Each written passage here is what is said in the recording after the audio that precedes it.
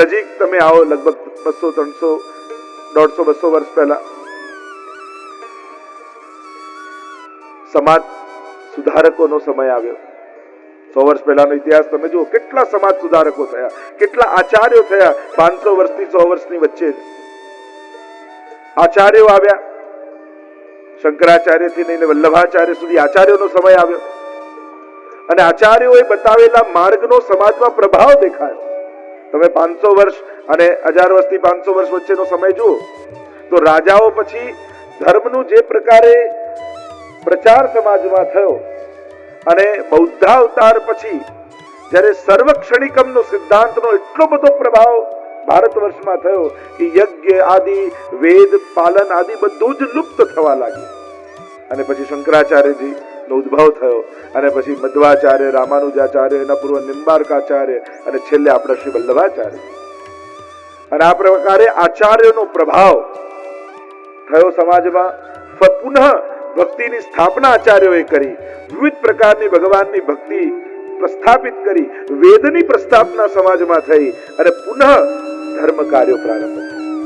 એટલે લોકો એમને આઈડલ માનવા લાગ્યા, અને આચાર્યોને આઈડલ માની, આદર્શ માની, અને સમાજમાં એ પ્રકારે અનુસરણ કર્યું. પણ પછી જે સમય આવ્યો, આ 100 વર્ષ, 150 વર્ષ પૂર્વનો, અંધશ્રદ્ધાઓ, એ જ ભક્તિ અનેક પ્રકારે અંધશ્રદ્ધાઓમાં ઘેરાઈ, કુરિવાજો શરૂ થઈ ગયા, ભક્તિના વિપરીત સ્વરૂપો સમાજમાં આવવા લાગ્યા.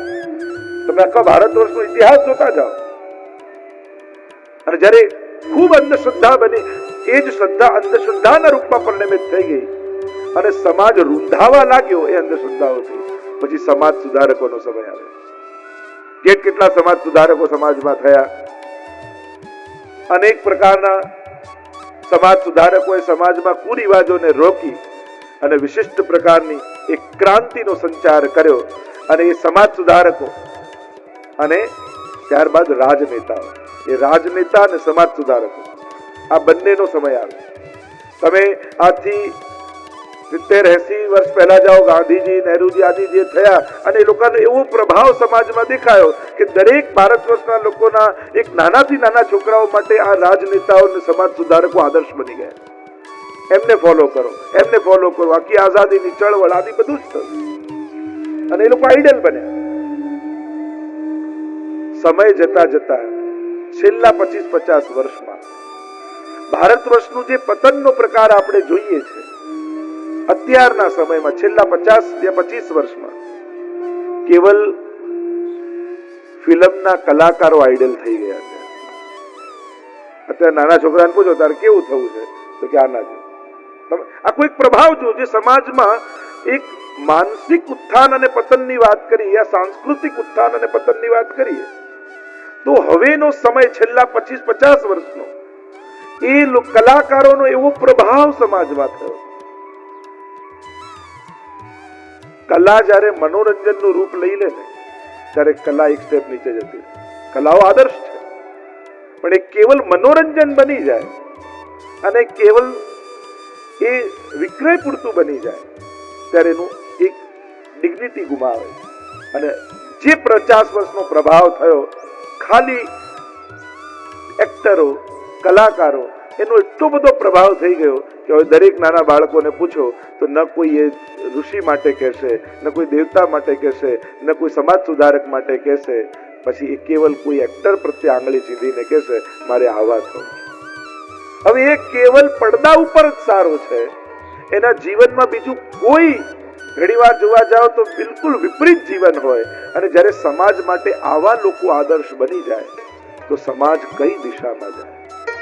અને એટલા માટે બહુ વિચારવા જેવું છે, તમે તમારા બાળકોની આગળ કયા લોકોને આદર્શ રૂપે સ્થાપિત કરો, એને આઈડિયલ કોણ બનાવો છો. કારણ કે લોકો ફોલો કરનારા છે, લોકસ તદનુ વર્તતે, એ ફોલો કરે છે આઈડિયલ લોકોને. અને એટલા માટે સમાજમાં સારા વ્યક્તિઓનું સન્માન થવું જોઈએ. સમાજે જવાબદારી સમજવી જોઈએ કે જે શ્રેષ્ઠીઓ છે, જે આદર્શ જીવન જીવે છે, જે સમાજ સુધારણાનું કામ કરે છે, જેણે કંઈ પણ સમાજ માટે સારું કર્યું છે, એનું સન્માન કરો, એને લોકો આગળ ઉભો રાખો કે જો આના જેવું બને. શ્રેષ્ઠ આદર્શ વ્યક્તિઓ સમાજ એનો સત્કાર નહીં કરે અને આઈડિયલ લોકો સમાજમાંથી સમાપ્ત થઈ જશે તો પછી સમાજને કોઈ દિશા નહીં બતાવી શકે. અને એટલા માટે ભગવાન જે રીતે અર્જુનને સમજાવી રહ્યા છે અને આદર્શતા સ્થાપિત કરી રહ્યા છે અને ભગવાન એક એવી વાત કરી રહ્યા છે અર્જુન આગળ કે જે અર્જુનને આશ્ચર્ય પમાડેલી. ભગવાને શું કહ્યું કે આ યોગ મેં સૂર્યને કહ્યો હતો. સૂર્ય એના પુત્ર વૈવસ્વત મનુને કહ્યો, મનુએ ઇક્ષ્વાકુને કહ્યો અને એની પરંપરાથી આવ્યો, પણ ધીમે ધીમે એ લુપ્ત થઈ ગયો. અર્જુનને આશ્ચર્ય થયું, મારી સામે ઉભેલા પ્રભુ, મારી સાથે રમેલા પ્રભુ, અને એ આવું કહે છે કે મેં સૂર્યને કહ્યું. હજી અર્જુનને ભગવાન ભગવાન છે એવી હજી નિષ્ઠા નથી. એટલે એને આશ્ચર્ય થાય છે કે આ મારા જેવા મનુષ્ય, મારા જેવા વ્યક્તિ, મારી સાથે નાનપણથી રહેલા મારા ભાઈ, મારા સખા, અને એ સૂર્યને કેવા ક્યારે ગયા? એ તો હમણાં છે, સૂર્ય તો અનાદિ છે, આવું સંભવે કઈ રીતે? એટલે અર્જુન, આપ તો અર્વાચીન છો, હમણાંના છો, અને સૂર્ય તો અતિ પ્રાચીન છે. આવું સંભવે કઈ રીતે કે આપ સૂર્યને આ યોગ કયો? મારા માનવામાં કેમ આવતું નથી, મને બેસતું નથી. આપ અર્વાચીન, હમણાંના, મારી આંખે સામે દેખાનારા, અને આવું પ્રાચીન ગયા કલ્પની વાત સૂર્યને જઈને આપ ક્યારે કહી આવ્યા? કઈ રીતે સંભવે? અને હવે ભગવાન પોતાની ભગવત્તાનો પરિચય અર્જુન આગળ કરે છે. મેં કહ્યું સંવાદ અનેક પ્રકારે છે, વ્યક્તિ બે જ છે, રથી સારથી, સખાઓની વચ્ચે, ગુરુ શિષ્યની વચ્ચે, અને ભગવાન અને ભક્તની વચ્ચે. કારણ કે જ્યાં સુધી અર્જુનને મહાત્મ જ્ઞાન નહીં થાય, ભગવાન તરીકેનો પરિચય ભગવાન સાથે નહીં થાય, ત્યાં સુધી ભગવાનની વાતમાં શ્રદ્ધા નહીં બેસે. બહુની મેં વ્યતતાની જન્માની તવ ચાર્જુન, તારા ને મારા અનેક જન્મો થઈ ગયા, અનેક જન્મ. હું દરેક જન્મને જાણું છું, તું કોઈ જન્મને જાણી શકતો નથી. બાકી તારા ને મારા અનેક જન્મો થયેલા છે. જો હિન્દુ ધર્મની અન્ય ધર્મો કરતા વિશેષતા એ છે કે હિન્દુ ધર્મ પુનર્જન્મમાં માને છે અને ગીતા એનું પ્રમાણ આપે છે. અન્ય ધર્મોમાં પુનર્જન્મની ફિલોસોફી નથી, અને એટલા માટે ત્યાં દેહને દાટવામાં આવે છે, બાળવામાં નથી આવતું. કારણ કે ત્યાં એવી માન્યતા છે કે જ્યારે જજમેન્ટ ડે આવશે, કે ફેસલાનો દિવસ આવશે, ત્યારે ભગવાન ખુદા કે ગોડ નક્કી કરશે કે આને નરકમાં મોકલવો કે સ્વર્ગમાં મોકલવો. એને ફળ ત્યારે મળશે, અને એટલા માટે એ લોકોને દાટવામાં આવે. આપણે ત્યાં દેહને મિથ્યા માનવામાં આવે કે આ પંચભૂત શરીર છે, પાંચ ભૌતિક દેહનું આ શરીર પૃથ્વી, જળ, તેજ, વાયુ, આકાશથી બનેલું, અને એમાં લીન થઈ જાય છે. એનો જન્મ તો બીજા દેહમાં થાય. એટલે પુનર્જન્મની ફિલોસોફી હિન્દુ ધર્મમાં છે.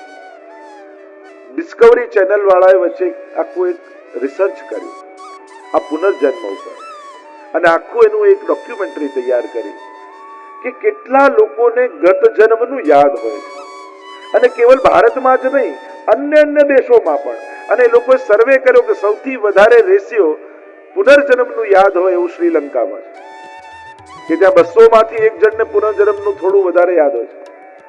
અને આખું રિસર્ચ કરીને ઘણા લોકોને એ લોકોએ ઇન્ટરવ્યુ લીધા કે જેને ગત જન્મનું યાદ હતું, અને એ જે એમણે કહ્યું એને એ જગ્યાએ લઈ ગયા કે આ જગ્યાએ હું મરી ગઈ હતી, કે મરી ગયો હતો. એક યુરોપનો સૈનિક હતો કે ગત જન્મમાં મારું આ નામ હતું, અને ચોપડામાં ખોલીને શોધવામાં આવ્યું. શ્રીલંકાની કોઈ એક છોકરી હતી, એના ગર્જનમાં કોઈ નહેરમાં પડીને એનું મૃત્યુ થઈ ગયું હતું. એ પોતે લઈ ગઈ ગત જન્મના, આ મારું ગામ હતું, આ મારા માતા પિતા હતા, અને એને બધું યાદ હતું. અને આજે પણ ભારત વર્ષમાં ઘણી બધી જગ્યાએ ગત જન્મનું સ્મરણ હોય એવા ઘણા બધા કેસીસ છે, અને એને પુરવાર કરવામાં આવે. એટલે આપણે ત્યાં જે માન્યતા છે ગત જન્મની,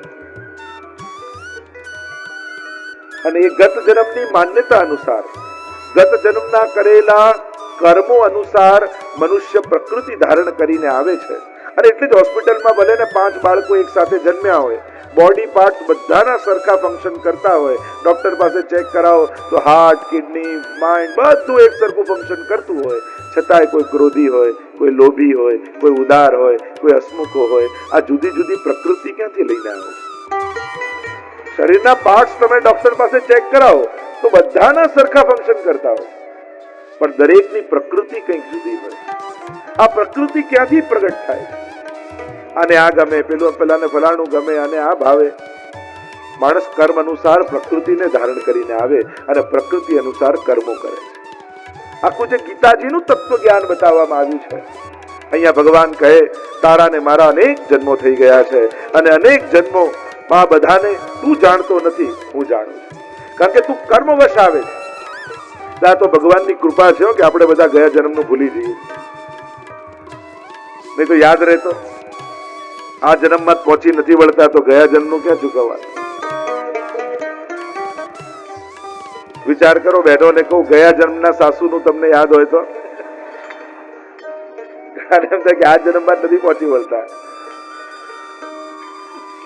ગયા જન્મના બધા સંબંધો, મૃત્યુ પણ એટલે જરૂરી છે, ક્યાંક વિસર્જન પણ જરૂરી છે. પેલું હસવામાં કેમ કે સીતાજી વનમાં કેમ ના ગયા, કેમ ગયા, ઘરમાં મહેલમાં કેમ ન રહ્યા? કોઈ પૌરાણિક વાત નથી, આ તો હસવાની વાત છે. કારણ કે વચન તો રામે આપેલું વનમાં જવાનું, સીતાજીને કોઈ વચન નહોતું, છતાંય ઘરમાં મહેલમાં ન રહ્યા ને વનમાં કેમ ગયા? પેલા હાસ્ય કલાકારે એ જ કહ્યું કે પતિ વગર એકલા 3 સાસુની વચ્ચે રહેવું એના કરતા તો જંગલમાં જવું સારું, એના કરતા તો વનવાસ સારો. પણ હવે તો ઘણું સારું છે, હવે એવું કઈ છે નહીં. હવે તો બધા જ એમે દીકરીને ઘરમાં માં જેટલું વળતી હોય એટલું સાસરે સાસુ ક્યારે ન વળતા હોય. દીકરી હોય ઘરમાં, માં કેટલું ટોકતી, એ આમ ના કરી, એ આમ રહે, આમ બેસ, મોટી થઈ ગઈ, ઉભી રહે, આમ બેસ. વાતે વાતે માં જેટલું ટોકે એટલું ક્યારે સાસુ એને ટોકતા નથી. એ તો આપણે એ ભાવે નથી જોતા. બાકી તો સૌથી વધારે વડ પિયરમાં દીકરી ખાતી હોય, સાસુ એટલું ક્યારે નથી કહેતા. અને જેને ચિંતા હોય એ જ કહે આ દુનિયામાં. જે દિવસે કહેવાનું બંધ કરી દે ને ત્યારે ચિંતા કરજો કે શું મારી જોડે પ્રેમ નથી રહ્યો, શું મારી ચિંતા અમને નથી. જેને લાગણી હોય ને એ જ કહે, અને જે ઈચ્છતો હોય કે આને તકલીફ ન પડે, આનું જીવનમાં કોઈને દુઃખ ના આવે, એ જ કહે ને. બાકી કોણ કોને કહે? અને એટલા માટે કહે તો માનજો કે પ્રેમ છે. જે દિવસે અઠવાડિયા સુધી કઈ ન કહે તો ચિંતા કરજો. તો અનેક જન્મો મારા ને તારા થયા છે, હું બધા જ જન્મોને જાણું છું. કારણ કે તું કર્મવશ દુનિયામાં આવે છે એટલે ભૂલે છે હું કૃપાવશ આવું છું. હું કર્મથી લેપાયેલો કે બંધાયેલો નથી, હું તો મારી નિજ ઈચ્છાથી આવું છું. અને એટલા માટે હું આવું છું તો ઘણાને ઉગારીને જાઉં છું. આ બધા એક સાથે ગીતાજીના શ્લોકો ભૂલતા હો, કેવા સારા લાગે. બધા એક સાથે ગીતાજીનું સ્મરણ કરતા હોય. પ્રભુ પધારવાનું કારણ કહે છે કે તારા ભૂતલ પર આવવું અને મારે ભૂતલ પર આવવું, આ બંનેમાં ફરક શું છે? તું તો અનેક કર્મો કરી અને કર્મ બંધનને કારણે તારે આવવું પડે છે. તું આવતો નથી, તને કર્મ મોકલે છે. કર્મથી તું બંધાયેલો છે, મારે કોઈ બંધન નથી. તો પ્રભુ આપ શેના માટે આવો છો? યદા યદા હિ ધર્મસ્ય ગ્લાનિર્ભવતિ ભારત. જ્યારે જ્યારે ધર્મની ગ્લાની થાય, ધર્મની હાનિ થાય, અને ધર્મની હાનિ થાય કઈ રીતે, કોણ કરે? ધર્મની ગ્લાની, ભક્તો ધર્મ પાળવાનું છોડી દે, યા સમાજ ધર્મનું આચરણ છોડે એટલે ધર્મની ગ્લાની થાય. જ્યારે આપણા જીવનમાંથી ધર્મ નીકળી જાય અને આપણે આચરણ છોડી, જો ધર્મ કોઈ પોસ્ટરો ને બેનરોને કારણે ટકતો નથી, ધર્મ તો જીવવાથી જીવે છે. ધર્મને પાળવાથી ધર્મ આપણું રક્ષણ, ધર્મો રક્ષતી રક્ષતા. તમે ધર્મનું રક્ષણ કરશો, ધર્મ તમારું રક્ષણ કરશે. અને ધર્મ એટલે કેવલ ક્રિયાકાંડ જ નહીં, એ તો વિધિ વિધાનો શાસ્ત્રોના છે. જો ધર્મ અને અધ્યાત્મ બંનેનો ફરક છે. ધર્મની જે વ્યાખ્યા આપવામાં આવી, દ્યુતિક્ષમા દમોસ્તેયમ શૌચમિન્દ્રિય નિગ્રહ ધી વિદ્યા સત્યમ ક્રોધો દશકમ ધર્મ લક્ષણમ. મનુ મહારાજે મનુસ્મૃતિમાં 10 લક્ષણ ધર્મના આપ્યા. અને આ બધા માટે કોઈ ભગવાનમાં માનતો હોય કે ન માનતો હોય, એ આધ્યાત્મિક હોય કે નહીં, એ જુદી વાત છે, પણ ધર્મની આવશ્યકતા તો દરેકને છે. એ નાસ્તિક હોય કે આસ્તિક હોય, પણ ધર્મ બધાને જોઈએ છે. પોતે કરી ભલે ન શકતો હોય પણ ઈચ્છા તો રાખે. બધા આગળ ખોટું બોલતો હોય પણ એ પોતે તો ઈચ્છા એવી રાખે કે મારી સામે તો બધા સાચું જ બોલે. બધાને છેતરતો હોય પણ કોઈ એવું નથી ઈચ્છતો કે મને કોઈ છેતરે. મારી જોડે તો ઈમાનદાર વ્યક્તિ, બધાને છેતરનારા બોસને કોઈ કામમાં રાખવો હોય તો કેવો વ્યક્તિ રાખે? ઈમાનદાર જ રાખે કે પોતાના જેવો ગોતે, કે બધાને છેતરે, મારા જેવો કોઈ મને મળી જાય સારું. કોઈ એવું નથી ઈચ્છતું. બધાને એમ થાય કે ઈમાનદાર જ જોઈએ. બધા આગળ ક્રોધ કરતો હોય પણ કોઈ એમ ઈચ્છે કે મારી સામે કોઈ ક્રોધ કરે ના.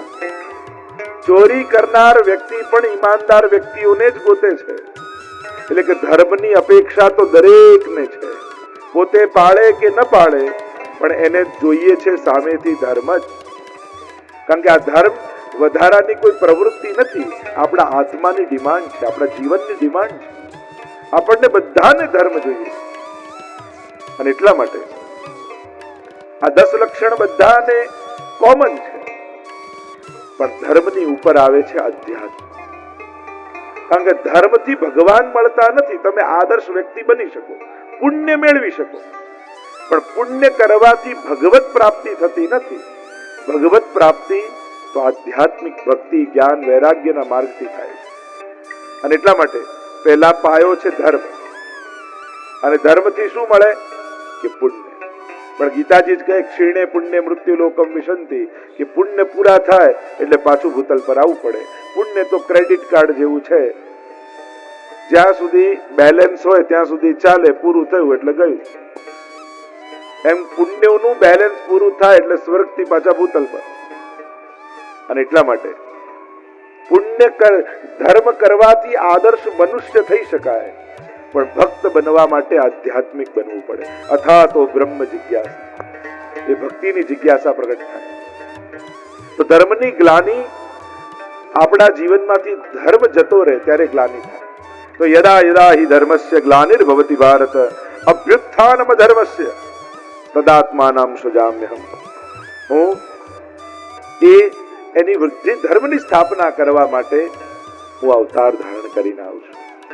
ભગવાને 2 વસ્તુ અહીંયા સમજાવી. એક પુનર્જન્મનો સિદ્ધાંત અને બીજો અવતારવાદનો સિદ્ધાંત.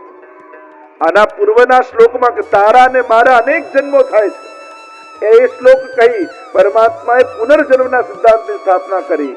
અને આ વાત કહી કે સંભવામી યુગે યુગે, હું યુગે યુગમાં સ્વરૂપ ધારણ કરી અવતાર ધારણ કરીને આવું છું. એ અવતારવાદ ભગવાને કહ્યો. 6 પ્રકારના ભગવાનના અવતારની વાત ગર્ગ સંહિતામાં ગર્ગજી કરે છે. અંશાંશો તથા વેશ કલાપૂર્ણ પ્રકટ્યતે વ્યાસાદૈશ્ચ સ્મૃતસ્ષ્ઠ પરિપૂર્ણતમ સ્વયં. 6 પ્રકારના ભગવદ અવતાર થાય છે. અંશાંશ અવતાર, અંશા અવતાર, આવેશ અવતાર, કલા અવતાર, પૂર્ણ અવતાર અને પરિપૂર્ણ અવતાર. આ 6 પ્રકારે સંભવામી યુગે યુગે. ધર્મની સ્થાપના કરવા માટે હું 6 પ્રકારે અવતાર ધારણ કરું. સંભવામી યુગે યુગે. યુગે યુગમાં જે સમયે મારા જેવા સ્વરૂપની જરૂર હોય, જ્યારે પૃથ્વીનું સ્થાપન કરવું હોય તો હું વરાય બની જાઉં, પ્રહલાદ પુકાર કરે તો થાંભલો પાડી નરસિંહ બનીને આવું, અને મારી ગોપીઓ મને પુકારતી હોય તો કૃષ્ણ બનીને આવું. જે સમયે જે અવતારની જરૂર હોય હું આવું. પણ ભાગવતજી તો કહે એતે ચાંસ કલા પુંસ કૃષ્ણસ્તુ ભગવાન સ્વયં. બાકી બધા તો અંશ આદિ અવતારો છે, પણ કૃષ્ણ તો પોતે અવતારી છે. એમ ભાગવતજી કહે છે કૃષ્ણસ્તુ ભગવાન સ્વયં. ભગવાન પોતે આવ્યા છે. અને એટલા માટે કૃષ્ણાશ્રયમાં મહાપ્રભુજીએ પણ કહ્યું પ્રાકૃતા સકલા દેવા ગણિતાનંદ કંભ્રવત પૂર્ણાનંદો હરિસ્તસ્માત કૃષ્ણ એવ ગતિર્મ. બાકી બધા દેવો પ્રાકૃત છે, એટલે કે તમે જે ઉપાસના કરો, જેટલી ઉપાસના કરો એટલું આપનારા, એ પ્રાકૃત કહેવાય. પણ અમારે ઠાકોરજી તો પૂર્ણ આનંદો હરિસ્તસ્માત, એ તો પૂર્ણ છે. રાઈ જીતની સેવા કો ફલ માનત મેરુ સમાન. રાઈ જેટલી કરેલી સેવાને મેરુ પર્વત જેવી ગણે એવા પૂર્ણાનંદ હરિ છે. અને એટલા માટે આપણે ત્યાં અવતારોની પણ કળાઓ ગણવામાં આવી છે. આ 6 કળા, 8 કળા, 12 કળા, 16 કળા, કૃષ્ણને 16 કળા વાળા માનવામાં આવે. એકાદશ ઇન્દ્રિયો અને પંચમહાભૂત જે પૂર્ણાનંદ રૂપે હોય એ 16 કળા વાળા છે. આમ દરેકની કલા માનવામાં આવી. અને આમાં કોઈને નાના મોટા ગણવાની વાત નથી. આ શાસ્ત્રોક્ત વાત છે. આનંદ ગણના નામનું ઉપનિષદમાં પ્રકરણ આવે છે કે દરેકનો આનંદ કેટલો છે. અને પૂર્ણ આનંદ કૃષ્ણને માનવામાં આવ્યા. અને એ પ્રકારની આખી એક શાસ્ત્રોક્ત ચર્ચાઓ છે. દરેક વખતે સરખામણી ન હોય. આપણે શું કરીશું? દરેક વખતે સરખામણી, આ મોટા નાના, શાસ્ત્રો સરખામણીઓ નથી કરતા. એ દરેકની અવતારોની વાત કરે છે કે ભગવાન કઈ કઈ રૂપે, કેટલા પ્રકારે, કેટલો આનંદ અને કેટલી કળાઓ સાથે પ્રગટ થયા. આ વૈવિધ્ય છે અવતારો, વિવિધતા છે. ભગવાન કહે પરિત્રાણાય સાધુનામ વિનાશાય ચ દુષ્કૃતામ ધર્મ સંસ્થાપનાર્થાય સંભવામિ યુગે યુગે. ભગવાન પોતાનું ભૂતલ પર આવવાનું કારણ કહે છે. હું મારા કર્મોને ભોગવવા માટે નથી આવતો. પરિત્રાણાય સાધુનામ, સાધુ પુરુષોની રક્ષા કરવા માટે. કારણ કે મારા ભક્તો મારા પ્રાણ કરતા પણ મને અધિક વાલા. અમારે તો નરસિંહ મહેતાજી કહે છે ને, પ્રાણ થકી મને